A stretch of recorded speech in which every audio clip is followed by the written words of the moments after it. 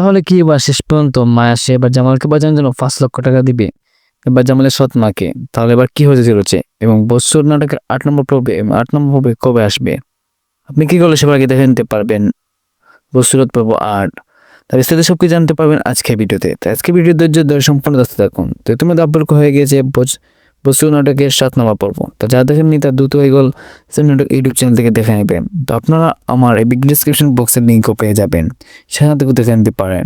আগামী 8 নম্বর পর্বে আপনারা দেখতে পারবেন মায়া সে কিন্তু এবার জামালের সৎ মাকে 5 লক্ষ টাকা দেওয়ার জন্য রাজি হয়। তো এটা দেখে কিন্তু অনেক কথা বলতে লাগে।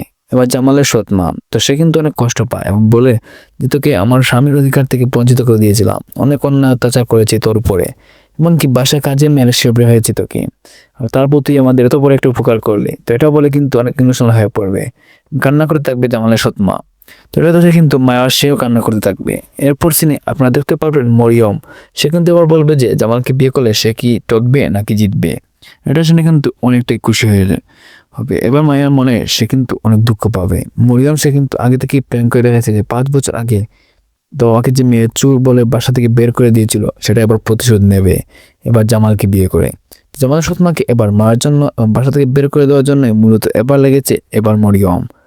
তো সে তার বাবাকে তার দুজন মিলে এবার প্ল্যান করছে যে তাদেরকে কিভাবে শেষ করা যায়। অন্যদিকে চেয়ারম্যান সেও তো একটা ভিডিও করে রেখেছে এবং সেটার মাধ্যমে ব্ল্যাকমেইল করতেছে এবার জামালের সৎ মাকে। সব দিকে এবার পুরো ভেঙে পড়েছে জামালের সৎ মা।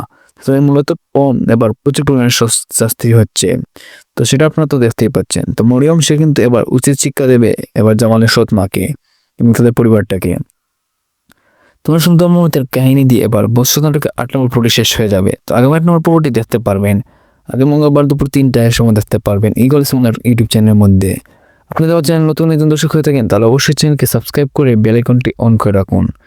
সকল ভালো থাকবেন, ধন্যবাদ।